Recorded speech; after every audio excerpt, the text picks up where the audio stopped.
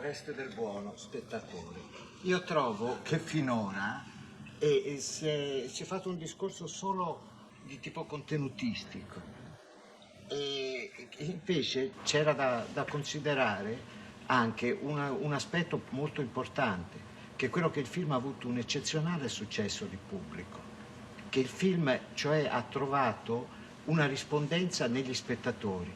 Adesso si stava parlando di storia, anche un po' troppo rispetto al film. Si stava contando il numero delle vittime, facendo dei conti. Ecco. Certo.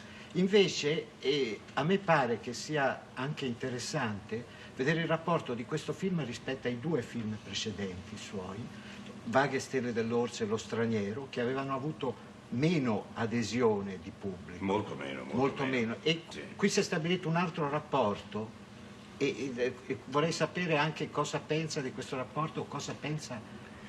Ma io sono molto soddisfatto di questo, del successo di pubblico che ha questo film, proprio perché ho avuto dei dubbi anche mentre lo facevo. Ho pensato, può darsi che le giovani generazioni siano assolutamente indifferenti davanti a questo problema, che è un problema che ha riguardato la nostra generazione, almeno la mia certamente. E ho pensato, può darsi che il pubblico giovane, per esempio, sia completamente distaccato e indifferente. Invece ho visto di no. Ho visto che i giovani hanno ricevuto il messaggio in pieno e sono stati veramente, direi, la parte più interessata del pubblico, perché ho avuto anche delle informazioni in questo campo, ma veramente ho visto che il pubblico giovane ha avuto un interesse particolare in quel momento storico, cosa che non avrei mai pensato che potesse succedere. Dunque questo è per me una grandissima ragione di soddisfazione. Io penso che qui ci sia anche questo significato, che un maestro deve avere il coraggio di essere se stesso, cioè lei con questo film ritorna alla sua vera forma espressiva e narrativa. Io credo. Cioè è inutile che uno finga di essere due cose nel corso della sua vita. Assolutamente. Una cosa è questa, è la sua vena narrativa. Sì. Gianna Radiconcini, io volevo dire, rifacendomi anche a quello che ha detto Resta del Buono, questo film ha avuto un grosso successo di pubblico e la cosa è abbastanza lascia pensare un po', perché in fondo viene dopo un paio d'anni almeno di opere di giovani registi che hanno tentato di fare, almeno nelle aspirazioni, del nuovo cinema, dei film nuovi per certi versi. Non c'è nell'aver fatto adesso e non 10 anni fa un film come questo, un film così proprio, un Visconti puro, con una storia di una famiglia, con un grosso dramma. Non c'è da parte di Visconti una presa di posizione polemica. La polemica c'è forse, ma non è da parte mia, è da parte del pubblico. È chiaramente da parte del pubblico, perché se il pubblico diserta le sale dove questo famoso nuovo cinema o tentativo di nuovo cinema che lei citava un momento fa, e invece viene affolla le sale dove si proietta il mio film, quello di Fellini per esempio, vuol dire che è il pubblico che è in polemica con i giovani. Può darsi che i giovani non siano riusciti a dire e a dare al pubblico quello che il pubblico si aspetta dai giovani, e quello che anch'io mi aspetto dai giovani, che devo dire che sono molto spesso deluso di non ricevere dai giovani, perché siamo stati giovani anche noi, non è che noi siamo già nati vecchi, siamo stati giovani e abbiamo fatto del cinema anche noi di avanguardia in un certo senso. Abbiamo fatto il neorealismo per esempio, che in quel momento non era assolutamente gradito al pubblico italiano. Il pubblico italiano non veniva a vedere La terra trema, non veniva a vedere Ladri di biciclette, non veniva a vedere Roma città aperta, forse perché per altri motivi, voglio dire, forse attirava un po' il pubblico, ma non è mai venuto a vedere i film che noi facevamo, che erano controcorrente e che erano una novità in quel momento. Oggi il pubblico non va a vedere i film nuovi dei giovani, ma purtroppo non ci vado neanch'io, e questo è grave, perché io dovrei capirli. Se i giovani oggi ci raccontano e ci dicono qualcosa di nuovo, toccano degli argomenti che li riguardano e che dovrebbero interessare anche la mia generazione, io andrei a vederli. E invece purtroppo quando ci vado sono molto deluso, perché non basta affidarsi a delle acrobazie di carattere formale, a una specie di reinvenzione di quello che è la tecnica cinematografica, che del resto non si reinventa mai, perché è sempre un reinventare, basta usare la macchina da presa e già inventi una scrittura. Dopo lei che dici che è sempre meglio fare i nomi, chi sono questi giovani? Beh, adesso li facciamo anche i nomi di quelli che deludono. Sì, certo. Ma io direi un po' tutti quanti hanno cominciato molto bene con un primo film e poi sono andati avanti un po' meno bene con un secondo e con un terzo. Anche noi abbiamo cominciato bene col nostro primo film, ma poi abbiamo fatto un secondo che era un po' meglio del primo, o un terzo che era meglio del secondo. E invece, ahimè, e citiamoli pure, Sampieri, Bellocchio, Faenza, eccetera, eccetera, sono i giovani che oggi dovrebbero fare il cinema più all'avanguardia in Italia. E invece, dopo dei primi tentativi che avevano delle qualità, che avevano certamente dei pregi, sono miseramente caduti. Perché? E perché? E perché il pubblico non va a vedere i loro film e viene piuttosto a vedere i film di questi vecchiacci che siamo noi. Io molto più di Federico, certo, Federico è molto più giovane di me, ma in fondo il pubblico ha bisogno di vedere qualche cosa, ha bisogno di partecipare a qualche cosa, ha bisogno che gli siano posti dei problemi, vuol essere chiamato anche ad affrontare e a risolvere certi problemi. Io domando invece ai giovani registi, alla giovane generazione di cinematografari italiani, se non stranieri, di non limitarsi a copiare o a rifare Godard e a rifarlo male, a rifarlo come si può rifare male un grandissimo artista come Godard, ma a inventare degli stili nuovi, a inventare soprattutto dei contenuti e a darci dei contenuti che ci interessino e che ci tocchino, perché i problemi dei giovani sono enormi. Mai come oggi direi che i problemi dei giovani sono stati affascinanti. Alina Amica, spettatrice. Allora come mai lei che così ha tanto talento e tanto bravo non va incontro ai giovani con uno spettacolo per i giovani, che interessi i giovani, i problemi diciamo dei giovani? Sì, ma vede signora, il mio compito è di fare quello che io so fare, quello che io posso fare, quello che mi riguarda. E ne abbiamo detto adesso, io ho fatto un film che in fondo avrebbe potuto essere fatto anche 10 anni fa, eppure la gente ci viene, il pubblico ci viene, forse i giovani ci vengono. Io potrei anche trattare domani un argomento che riguarda direttamente i giovani, ma sarei capace di farlo? Non lo so. Non lo so, perché sono i giovani che devono trattare i loro problemi. Io quando sono stato giovane ho trattato i miei problemi, i problemi della mia generazione, che erano problemi molto diversi da quelli che oggi preoccupano la gioventù. Però oggi vorrei dei giovani che trattassero i vostri problemi e io sarei il primo a venire a cercare di capirli, a cercare di interessarmene. Però non credo di poter essere io in grado di fare qualche cosa che riguardi i giovani di oggi.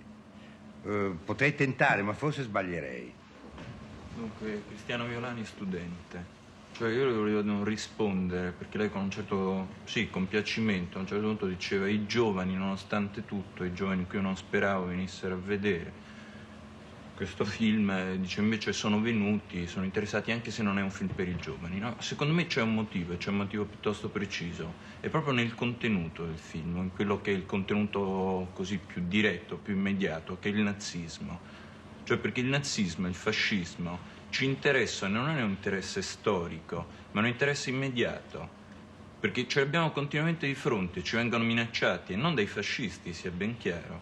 Cioè quando noi facciamo una dimostrazione, quando noi marciamo verso la classe operaia, cerchiamo di stabilire un fronte operai e studenti, immediatamente ci si dimostra il 20, il 22, le squadracce, il nazismo e cose di questo genere. Bene, da quel punto di vista ci interessa, il fascismo ce l'abbiamo avanti ancora, quella è reazione. L'ho fatto anche proprio perché i giovani mi facessero questo discorso che lei mi fa in questo momento. Va bene, però... Cioè che capissero la minaccia e il pericolo che c'è. Il nazismo è sempre ancora dentro di noi. No, guarda, il nazismo il fascismo non è dentro di noi, vuol dire il nazismo pericolo. è dentro è dentro la grossa borghesia, è dentro il Certo, capitale. dico di E noi questo per qui dire bisogna tutti, dire, mi purtroppo. dispiace, cioè il Su film è un bel certamente. film, si No, potrebbe parlare per su lungo questo tempo. non sono d'accordo, che il fascismo, allora se facciamo un discorso storico così, non è vero che il fascismo e il nazismo appartengano solo alla borghesia. È una crisi di civiltà No, sì, è e di una crisi, cultura certo. totale. Senza dubbio, è un qualcosa di altro molto più discorso. complesso. Però il discorso che lei faceva mi interessa e mi fa piacere che lei lo fa come giovane, perché vuol dire che l'interesse nel film, nel contenuto del film è vivo ed è proprio sentito da voi giovani, quello che a me interessava, e l'ho detto molte volte, in molte occasioni, in interviste, in conferenze stampa, che il film io l'avevo fatto anche per i giovani, anzi soprattutto per i giovani, perché i giovani sapessero quello che era avvenuto allora e soprattutto fossero sempre in allarme. C'era ancora una domanda. Io appunto volevo dire che la carenza principale è proprio questa, che cioè non ci si avvicina affatto a una cultura popolare. Il film resta nella sua cultura classica, borghese, e questa è la carenza. Io trovo che il film, a parte che sia un film difficile, per alcuni versi anche piuttosto pesante, faticoso, diciamo, è un film però godibilissimo, sempre, molto immediato, molto più popolare di qualsiasi altro film credo che si possa vedere in giro. Dovremmo tirare un po' le somme di questo dibattito che ha visto interventi i più svariati, i pareri contrari dei vari partecipanti. E dovremmo ringraziare Visconti di aver partecipato, di aver risposto a tutte le domande, sperando che siano stati accontentati i partecipanti al dibattito. E direi anzi che adesso Bocca, non so, potrebbe anche dirci, fare le conclusioni del nostro incontro con il pubblico. A me pare che si possa concludere riprendendo i discorsi delle ultime battute. Cioè, la verità è questa, che la grandezza di Visconti sta proprio in questo, di essere un artista sincero. E un artista sincero non può essere uno storico, non può essere un politico. Lui l'ha detto parecchie volte, mentre un artista crea non sa esattamente, non ha una trama precisa, non ha un disegno politico preciso. Nello stesso tempo è anche giusta quella che è stata chiamata un'ambiguità, è un'altra prova di sincerità, perché quando si dice è la cultura borghese, beh, noi conosciamo questa cultura, è la cultura di questo secolo, siamo in posizione critica verso questa cultura e in questo sta la nostra funzione, e credo in questo stia la funzione di Visconti. E io voglio dire qui che sono venuto volentieri a questo dibattito proprio per rendergli un omaggio che da tempo volevo rendergli, e lo considero veramente un grande uomo di cultura, un grande regista. Qui, New York, vi parla Ruggero Orlando, è più che un successo, è qualcosa di enormemente differente da quello che si chiama di solito un successo cinematografico. La pellicola di Luchino Visconti, che in Italia si chiama La caduta degli dei, e che qui è stata tradotta sotto il titolo inglese The Damned, i dannati.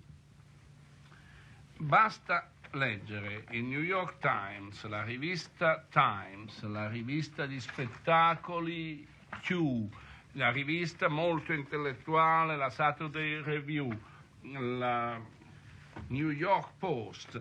Insomma, in qualsiasi cosa, sia nelle pubblicità che appaiono, ma soprattutto nelle critiche e nell'afflusso costante di pubblico a vedere questo film, ci si rende conto che New York ha trovato nell'ultimo lavoro di Luchino Visconti uno spettacolo straordinario, uno spettacolo che a alcuni piace, ad alcuni dispiace, ma che richiama discussioni vivissime, violente, come la violenza, come l'enormità che ha ispirato il film stesso.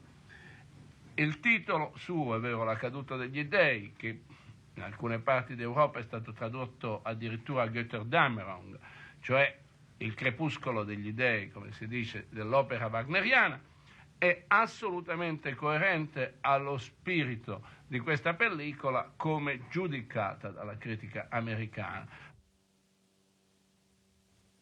Palme d'Or du Festival international du film 1963, décerné au meilleur film de long métrage, a été attribué à l'unanimité au film réalisé par M. Luchino Visconti, Le Guépard.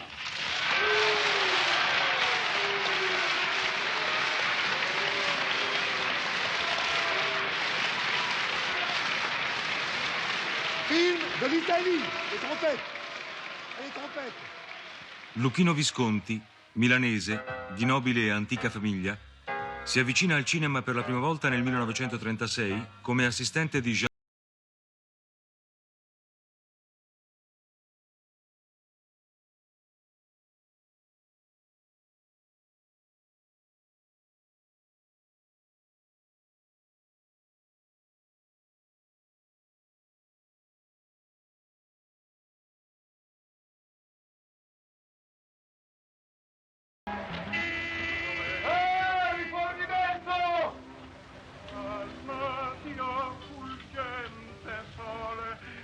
L'esordio nella regia avviene nel 1942 con Ossessione, film di rottura nella cinematografia italiana di quel periodo.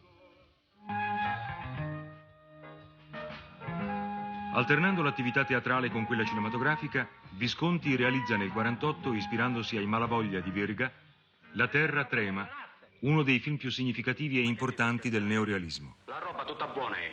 Vedi che non serve per pagarla di meno, vero? Avete voglia di parlare? Per il collo non mi ci pigliate. Salutiamo a tutti. Lorenzo, sono qua col camion. Quando volete caricare? Se ne puoi anche andare col camion. È inutile che aspetti. Tanto, su questa roba noi altri non ci accordiamo. Bellissima nel 51, Senso nel 53, Le notti bianche nel 57 sono altre tappe importanti della carriera artistica di Visconti e del cinema italiano.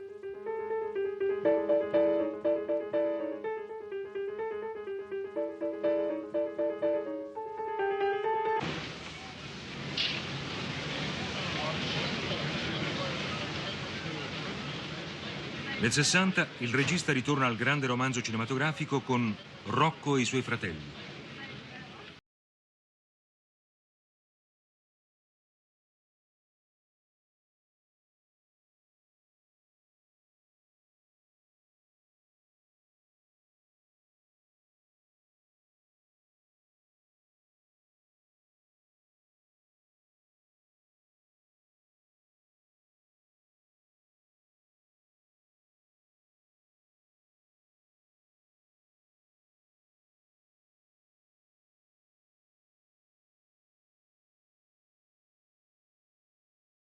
Nel 67 sono i film che precedono la realizzazione del suo ultimo lavoro, Götterdämmerung, La caduta degli dei, opera in cui il regista rappresenta il processo di dissoluzione di una potente famiglia tedesca e affronta il tema del nazismo, della sua forza distruttiva, del suo aspetto disumano.